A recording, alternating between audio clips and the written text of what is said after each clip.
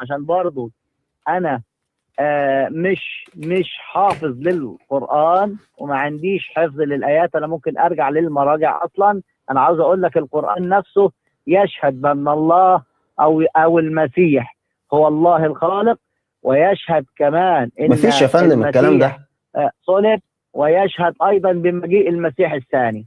طيب الكلام اللي حضرتك بتقوله ده في إيمانك مش في كتابك حتى. خلاص؟ والمسيح حتى نفسه لا يا فندم الكلام ده مش موجود. ده في القرآن. اتمنى بس قصد حضرتك على اللي بتقول وسوف ياتي المسيح ديانا للعالمين. تمام.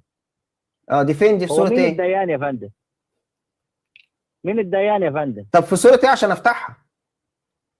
مين الديان؟ انا مش ما انا بقول لك انا مش حافظ القران، هجيبها لك ازاي؟ يعني مش انا مش كنت، اذا كنت انا مش حافظ القران هجيبها لك في سوره ازاي يعني؟ يا حضره القس دميان عدلي، مفيش حاجه في القران، مفيش ايه في القران بتقول من هو الديان يا فندم؟ اسمعني بس الديان؟ اسمعني بس اسمعني. مفيش حاجه. انا اجاوب على سؤالي يا فندم، مين الديان يا فندم؟ اسمعني انت عندك التلاميذ ده هيدينوا اسباط اسرائيل الاثنى عشر. اسمعني، مفيش في القرآن ولا في السنة حاجة بتقول ان المسيح هو الديان اصلا. من هو الديان؟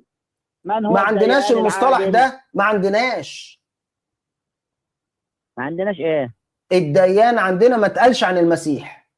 مفيش آية في القرآن بتقول ان المسيح سيأتي ديانا للعالمين. طب عندكم يا فندم؟ اسمعني بس اسمعني. مفيش عندنا الديان اتقال عن ايه؟ تجاوبني يا فندم. اسمع، مفيش عندنا في القرآن كلمة ديان. اتجالك عن مين ديانا للعالمين يا فندم؟ مش موجودة في القرآن. حضرتك سامعني؟